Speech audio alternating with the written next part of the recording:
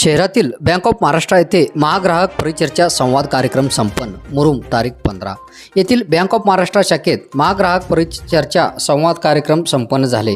या कार्यक्रमासाठी मुख्य अतिथी म्हणून मुरुम पोलीस स्टेशन सहाय्यक पोलीस निरीक्षक रंगनाथ जगताप, आचलेर बँकेचे शाखा व्यवस्थापक राजेश कुमार उपस्थित होते. यावेळी नेट बँकिंगच्या सायबर क्राईमबाबत नागरिकांनी सतर्क राहण्याचे आवाहन सहपोनी जगताप यांनी केले. बँक ऑफ महाराष्ट्राच्या वतीने शाखा व्यवस्थापक अरविंद नाईक यांनी जगताप यांचे चाल, श्रीफळ व तसेच सत्यमेव जयते स्तंभ भेट देऊन सत्कार केले. यावेळी आचलेर बँकेचे शाखा व्यवस्थापक राजेश कुमार यांनी नेट बँकिंग व ATM मशीन वापराबाबत माहिती दिली. या कार्यक्रमात प्राध्यापक डॉक्टर महेश मोठे, रामलिंग पुराणे आदींनी मनोगत व्यक्त केले. नागरिक संरक्षणासाठी पोलीस प्रशासन कायम तत्पर असते. या महाग्राहक परिचर्चा संवाद कार्यक्रमात त्यांचे सत्कार करणे व तसेच नागरिकांनी बँकेचे योजना सांगण्यासाठी या कार्यक्रमाचे उद्देश असल्याचे यावेळी मुरुम बँकेचे शाखा व्यवस्थापक अरविंद नाईक यांनी सांगितले. यावेळी व्यवस्थापक बालाजी मरे, व्ही व्यंकटेश, मुख्य रोखपाल प्रणित बागडे, कर्मचारी प्रवीण जोडे, भीमाशंकर कलशेट्टी, प्रवीण भालेराव, याचबरोबर आचलेर शाखेचे उपव्यवस्थापक गोपाळ कृष्ण, रोखपाल रंगा बनोत, बिझनेस करस्पॉन्डंट जाहीद बेग, ग्राहक आदी उपस्थित होते.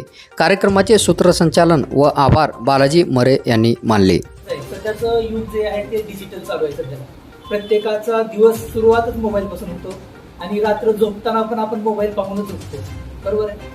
तर आजकाल आपण प्रत्येक गोष्ट इंटरनेटवर आधारित आहे आणि पूर्णपणे आपण अवलंबित आहे. तर आपण नकळत इंटरनेट वापरत असताना काहीतरी नकळत चुका होऊ शकतात आपल्या हातून. त्यासाठी आज मी तुम्हाला थोडंसं मार्गदर्शन करणार आहे.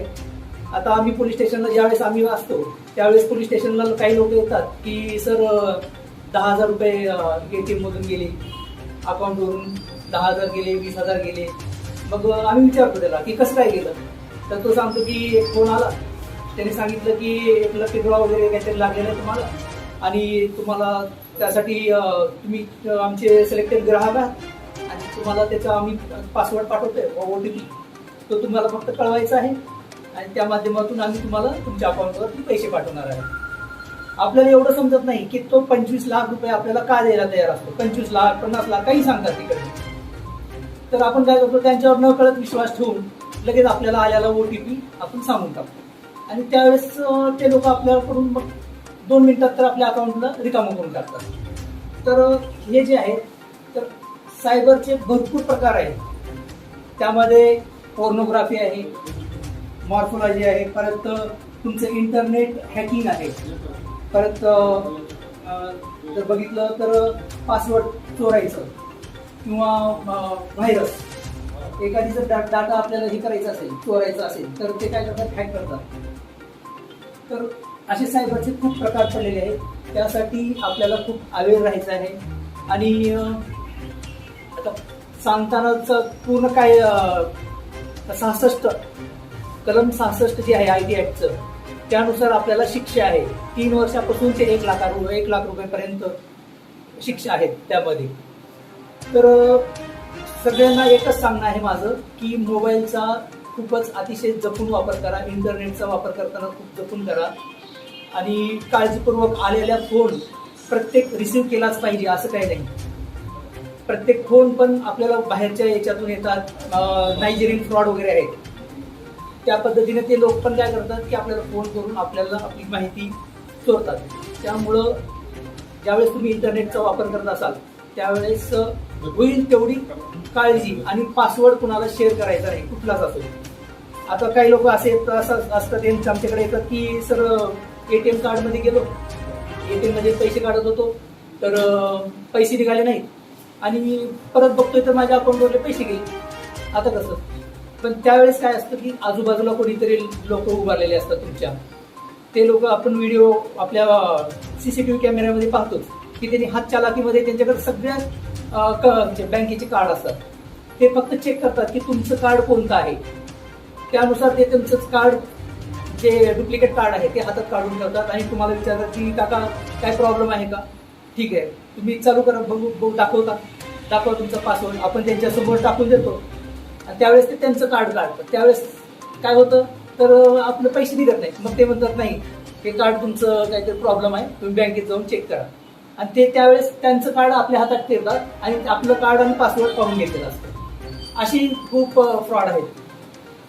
आणि जे खेड्यातले लोक आहेत, साधारण लोक आहेत, त्यांना कसं आहे इतकं समजत नाही, ते खूप लवकर त्या लोकांना बळी पडतात. आता डिजिटल प्रोडक्ट है, उसके बारे में कुछ जानकारी मैं आपको देता हूँ. इसमें हमारा नेट बैंकिंग, ATM से रिलेटेड और हमारे कार्ड में किस तरह का फैसिलिटी जो मिलता है और हमारे पास जो क्रेडिट कार्ड है उसमें कैसे आप अपना सेविंग पॉइंट कर सकते हैं, ये इसके बारे में आपको जानकारी. सबसे पहले हमारा जो नेट बैंकिंग है, नेट बैंकिंग में बहुत सारी सुविधाएं हम लोग प्रोवाइड कर रहे हैं बैंक की तरफ से. उसमें क्या नेट बैंकिंग में आप कोई भी स्टेटमेंट हो, SMS अलर्ट हो या किसी को आपको भी ट्रांजेक्शन करना हो, किसी को पेमेंट ट्रांसफ़र करना हो, तो ये सब के रिलेटेड आप कोई भी काम रिटेल बैंकिंग में नेट बैंकिंग में कर सकते हैं. आप स्टेटमेंट के लिए अगर ब्रांच में जाते हैं तो बहुत सारी परेशानियों को झेलना पड़ता है, जैसे लंबी लाइन होते हैं वहाँ पे आपका समय जाता है. अगर आप नेट बैंकिंग अगर यूज करते हैं तो उसके द्वारा आप खुद से स्टेटमेंट निकाल सकते हैं. कोई भी अगर चेकबुक का अगर उसमें रिक्वेस्ट डालना हो तो उसमें आप नेट बैंकिंग के थ्रू कर सकते हैं. या कोई भी ATM जो आपका ATM कार्ड है उसको ब्लॉक कर सकते हैं. या किसी प्रकार का लोन का भी आप अगर कोई भी रिक्वेस्ट उसमें डालना चाहते हैं तो डाल सकते हैं. इसके अलावा हमारे बैंक ने अभी LED की सुविधा उपलब्ध करवाई है. इसमें आप अगर आपके पास FD है तो FD के द्वारा आप LED लोन आप डायरेक्ट खुद से ले सकते हैं. ये सुविधा हमारा बैंक के तरफ से प्रोवाइड किया गया है. इसमें आपका समय बहुत ही बचता है. जैसे बैंक में जाएंगे तो बहुत सारे पेपर फॉर्मेलिटी होता है, जिसके कारण आपको बहुत सारा समय लगता है और आप बहुत टाइम तक ब्रांच में ही समय देना पड़ता है. तो ये सब आप नेट बैंकिंग के माध्यम से कम समय में ज़्यादा से ज़्यादा सुविधा आप ले सकते हैं. उसके बाद ATM के द्वारा आप डायरेक्ट ATM मशीन के द्वारा आप ट्रांसफ़र कर सकते हैं. और उसमें आप अगर मान लीजिए किसी भी प्रकार का आपका प्रॉब्लम है तो उसमें चेकबुक का भी आप रिक्वेस्ट कर सकते हैं उसमें. तो ये सारा हमारा डिजिटल प्रोडक्ट में ये फैसिलिटी है जो आपको सुविधा बैंक की तरफ से दिया जाता है. और बस धन्यवाद. सब ब्रांचेस को 2074 का सब ब्रांचेस में ये प्रोग्राम चालू है. पुलिस को थोड़ा सम्मान करने के लिए क्या हुआ था, 1 महीने के पहले हमारा बैंक ऑफ महाराष्ट्र में थोड़ा सा चोरी हुआ था, काम हुआ था पुणे से. इधर वो 1-2 दिन में हमारा महाराष्ट्र पुलिस ने अच्छा सहयोग किया.